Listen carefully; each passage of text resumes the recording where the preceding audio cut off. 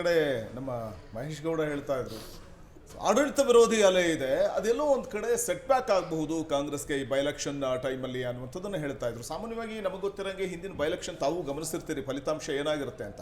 So ಆಡಳಿತಾರೂಢ ಪಕ್ಷದ ಪರವಾಗಿ ಬರುವಂತ ನಾವು ನೋಡ್ತಿರ್ತೀವಿ. ಬಹುಶಃ ಆ ಒಂದು ಎಕ್ಸ್ಪೆಕ್ಟೇಷನ್ ನಿಮಗೂ ಇದೆ.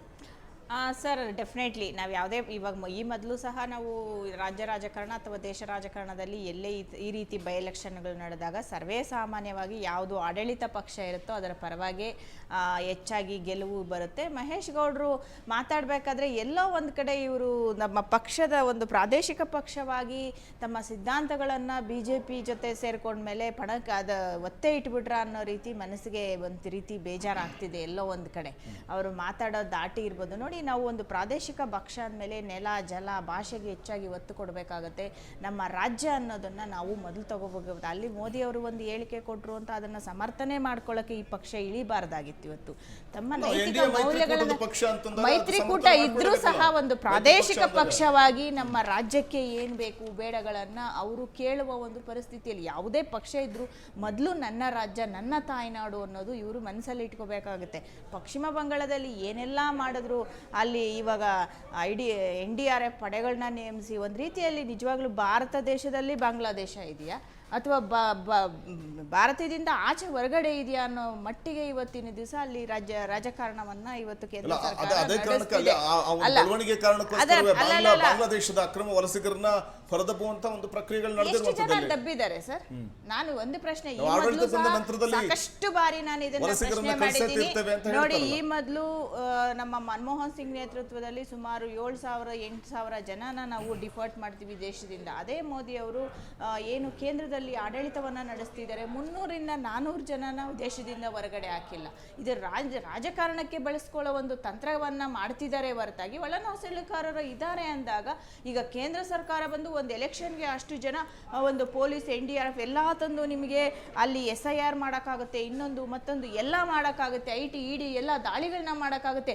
ಯಾಕೆ ನಿಜವಾಗ್ಲೂ ಒಳನುಸುರುಕೋರರು ಇದ್ರೆ ಅವ್ರನ್ನ ನಿಮ್ಮ ಕೈಯಲ್ಲಿ ಹೊರದಬ್ಬಕ್ಕೆ ಆಗಲ್ಲ? ನಿಜವಾಗ್ಲೂ ಇದ್ರೆ ನಿಮಗೆ ಆ ಮನಸ್ಥಿತಿ ಇದ್ರೆ ಕೇವಲ ರಾಜಕಾರಣಕ್ಕೆ ಮಾತಾಡ್ತಾ ಹೋಗೋಣ. ಬಾಗಲಕೋಟೆಯಲ್ಲಿ ಉಮೇಶ್ ಮೇಟಿ ಭರ್ಜರಿ ಮುನ್ನಡೆಯನ್ನು ಪಡ್ಕೊಂಡಿದ್ದು ಎರಡನೇ ಸುತ್ತಿನಲ್ಲೂ ಕಾಂಗ್ರೆಸ್ ಅಬ್ಬರಿಸ್ತಾ ಇದೆ. ವೀರಣ್ಣ ಚರಂತಿಮಠ್ಗೆ ಹಿನ್ನಡೆ ಆಗ್ತಾ ಇದೆ. ಬಾಗಲಕೋಟೆಯಲ್ಲಿ ಬಯಲುಗಲ್ಲು ಸಾಧಿಸ್ತಾ ಇರುವಂತದ್ದು ಉಮೇಶ್ ಮೇಟಿ, ಕಾಂಗ್ರೆಸ್ ಅಭ್ಯರ್ಥಿ. ಉಮೇಶ್ ಮೇಟಿಗೆ ಲಭಿಸಿದ ಮತಗಳು 6,106. ಆರಂಭಿಕ ಮುನ್ನಡೆಯ ನಂತರದಲ್ಲೂ ಅವರು ಮುನ್ನಡೆಯಲ್ಲೇ ಇದ್ದಾರೆ. ಬಿಜೆಪಿ ಅಭ್ಯರ್ಥಿ ವೀರಣ್ಣ ಚರಂತಿಮಠ್ಗೆ ಸಿಕ್ಕಿದಂತಹ ಮತಗಳು ಇನ್ನು 3,000ಕ್ಕೂ ಅಧಿಕ ಮತಗಳ ಬೃಹತ್ ಮುನ್ನಡೆಯನ್ನ ಕೈ ಅಭ್ಯರ್ಥಿ ಸಾಧಿಸಿರುವಂಥದ್ದು. ಕ್ಷೇತ್ರದಲ್ಲಿ ಕೆಲಸ ಮಾಡಿದೆಯೇ ಅನುಕಂಪ ಮತ್ತು ಸಿದ್ದರಾಮಯ್ಯನವರ ಮ್ಯಾಜಿಕ್ ಅನ್ನುವಂಥದ್ದು. ಯಾಕೆಂದ್ರೆ ಉಮೇಶ್ ಮೇಟಿಯವರ ನಿಧನದಿಂದ ತೆರವಾಗಿರುವಂತಹ ಕ್ಷೇತ್ರ, ಹಾಗಾಗಿ ಅನುಕಂಪ ಇಲ್ಲಿ ಸಹಜವಾಗಿ ವರ್ಕೌಟ್ ಆಗುತ್ತೆ ಅನ್ನುವಂಥದ್ದು ಕೇಳಿ ಬರ್ತಾ ಇದ್ದಂತ ಮಾತು. ಹಾಗಾಗಿ ಅನುಕಂಪ ಇಲ್ಲಿ ಕೆಲಸ ಮಾಡಿರುವಂತ ಸಾಧ್ಯತೆ ಇದೆ. ಸೊ ಹಾಗಾಗಿ ಉಮೇಶ್ ಮೇಟಿಗೆ ಇದು ಮುನ್ನಡೆಯನ್ನ ತಂದುಕೊಡ್ತಾ ಇರುವಂತದ್ದು, ಆರಂಭಿಕ ಮುನ್ನಡೆಯನ್ನ ನಾವು ಗಮನಿಸ್ತಾ ಹೋಗ್ಬೋದು. ಇನ್ನು ಪುಷ್ಪ ಅವರೇ, ಇಲ್ಲಿ ತಾವು ಮಾತಾಡ್ತಿದ್ರಿ ಪಶ್ಚಿಮ ಬಂಗಾಳದ ವಿಚಾರಕ್ಕೆ, ನಾನು ಬಾಗಲಕೋಟೆ ವಿಚಾರ ಇಲ್ಲಿ ಪ್ರಸ್ತಾಪ ಮಾಡಲೇಬೇಕು. ವೀರಣ್ಣ ಚರಂತಿಮಠ್ BJP ಕ್ಯಾಂಡಿಡೇಟ್ ಆಗಿದ್ದಾರೆ. ಅಲ್ಲಿ ಉಮೇಶ್ ಮೇಟಿ ತಮ್ಮ ತಂದೆ ಹೆಗ್ಗುರ್ತಾಗಿ ಅವರನ್ನ ಕಣಕ್ಕಿಳಿಸಲಾಗಿದೆ ಕಾಂಗ್ರೆಸ್ನಿಂದ. ಅಂದ್ರೆ ಎಲ್ಲೋ ಒಂದ್ ಕಡೆ HY ಮೇಟಿ ಅವರ ನಿಧನದ ಅನುಕಂಪ ಇಲ್ಲಿ ವರ್ಕೌಟ್ ಆಗುತ್ತಾ ಅಂತ? ಸರ್, 100% ಆಗುತ್ತೆ. ನೋಡಿ, ನಾವು ಕಾಂಗ್ರೆಸ್ನಲ್ಲಿ ಈ ಮೊದಲು ಸಹ ಯಾವುದೇ ಒಂದು ಕುಟುಂಬದಲ್ಲಿ ಯಾರಾದರೂ ಒಬ್ಬರು ಕಾಲವಾದಾಗ ಅಥವಾ ಯಾವುದೋ ಒಂದು ಕಾರಣಗಳಿಂದ ಇದ್ದಾಗ ಆ ಕುಟುಂಬ ಅಥವಾ ಅವರ ಪತ್ನಿ ಮಕ್ಕಳಿಗೆ ಕೊಡೋದು ನಾವು ಸಂಪ್ರದಾಯಬದ್ಧವಾಗಿ ಮೊದಲಿಂದ ಮಾಡ್ಕೊಂಡ್ಬಂದಿರೋದು. ಇದೇ ರೀತಿ ನೋಡಿದಾಗ ಅಲ್ಲಿ ನಿಜವಾಗ್ಲೂ ಅನುಕಂಪ ವರ್ಕೌಟ್ ಆಗುತ್ತೆ. ಆಮೇಲೆ ಮೇಟಿ ಅವರು ಅಲ್ಲಿ ಮಾಡಿರುವ ಕೆಲಸಗಳಿರ್ಬೋದು ಅಥವಾ ನಮ್ಮ ಕಾಂಗ್ರೆಸ್ ಪಕ್ಷ ಇವರು ಈಗ ಮಹೇಶ್ ಗೌಡ್ರು ಹೇಳ್ತಿದ್ರು ಆಂಟಿ ಇನ್ಕಂಬೆನ್ಸಿ ಯಾವುದೂ ಇಲ್ಲ ಸರ್. ಆ ಥರ ನಮಗೇನು ಕಾಣಿಸ್ತಿಲ್ಲ. ಯಾಕಂದರೆ ನೋಡಿ, ನಾವು ನುಡಿದಂತೆ ನಡೆದಿದ್ದೀವಿ. ಬಡವರ ಪರವಾಗಿ, ಮಧ್ಯಮ ವರ್ಗದ ಪರವಾಗಿ ಅವ್ರಿಗೇನು ಗ್ಯಾರಂಟಿ ಯೋಜನೆಗಳನ್ನ ಕೊಡ್ತಿದ್ದೀವಿ. ಇವರು ಬರೀ ಮಾತಲ್ಲಿ ಹೇಳ್ಕೊಂಡು ಇವತ್ತು ವಾಣಿಜ್ಯ ಗ್ಯಾಸ್ ಸಿಲಿಂಡರ್ 993 ರೂಪಾಯಿ ಏರಿಸಿ ಜನಗಳ ಹೊಟ್ಟೆ ಮೇಲೆ ಹೆಂಗ್ ಹೊಡೆದಿದ್ದಾರೆ.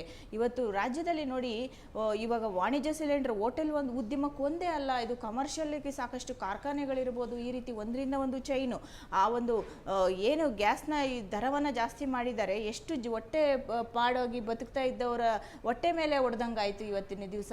ಬೆಲೆ ಏರಿಕೆಗಳನ್ನು ನಿರಂತರವಾಗಿ ಕೇಂದ್ರ ಸರ್ಕಾರ ಏರಿಸಿದಾಗಲೂ ಮಧ್ಯಮ ವರ್ಗ ಬಡವರ್ಗದ ಜೊತೆ ನಿರಂತರವಾಗಿ ನಿಂತವರು ನಮ್ಮದೇ ರಾಜ್ಯ ಸರ್ಕಾರದವರು. ನಮ್ಮ ಗ್ಯಾರಂಟಿ ಯೋಜನೆಗಳಿಂದ ಜನ ಇವತ್ತಿನ ದಿವಸ ತಮ್ಮ ಬದುಕನ್ನು ಕಟ್ಕೊಳ್ತಿದ್ದಾರೆ. ಯಾವುದು ಗೃಹಲಕ್ಷ್ಮಿ ಇರ್ಬೋದು, ಗೃಹ ಜ್ಯೋತಿ ಇರ್ಬೋದು.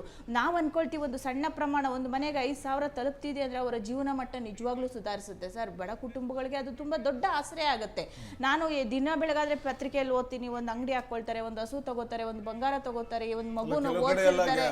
ಈಗ 2,000 ರೂಪಾಯಿ ತಲುಪೇ ಇಲ್ಲ ಅಂತಾರಲ್ಲ, ಅದಕ್ಕೆ ಅಲ್ಲ, ತಲುಪಿಲ್ಲ ಅಂದ್ರೂ ಇದುವರೆಗೂ 23 ಕಂತುಗಳು ನಾವು ತಲುಪಿಸಿದೀವಲ್ಲ, ಅದು ಮುಖ್ಯ ಆಗುತ್ತೆ. ಅದರಲ್ಲಿ ಅವ್ರು ಎಷ್ಟೋ ಮಕ್ಳು ಇವತ್ತು ನೋಡಿ ಓದೋದಕ್ಕೆ ನಮ್ಮ ಮಕ್ಕಳಿಗೆ 2,000ದಿಂದ ನಾನು ಓದಿಸ್ತೆ, ಅದೆಲ್ಲ ನಮ್ಗೆ ನಿಜವಾಗ್ಲೂ ಒಂದು ಸಣ್ಣದೇ ಇರ್ಬೋದು ಸರ್, ಆದರೆ ಅವರ ಜೀವನವನ್ನು ಕಟ್ಟಿಕೊಡುತ್ತೆ, ಆ ಮಗುವಿನ ಭವಿಷ್ಯವನ್ನು ಕಟ್ಟಿಕೊಡುತ್ತೆ ಅನ್ನೋದನ್ನು ನಾವು ನೋಡಬೇಕಾಗತ್ತೆ. ಆ ರೀತಿ ಎಷ್ಟು ಜನ ಬದುಕನ್ನು ಕಟ್ಕೊಂಡ್ರು. ಗೃಹ ಜ್ಯೋತಿ ಇರ್ಬೋದು, ಇವೆಲ್ಲ ಸಹ ನಿರಂತರವಾಗಿ ಜನಗಳ ಜೊತೆ ನಾವು ನುಡಿದಂತೆ ನಡೆದಿದ್ದೀವಿ.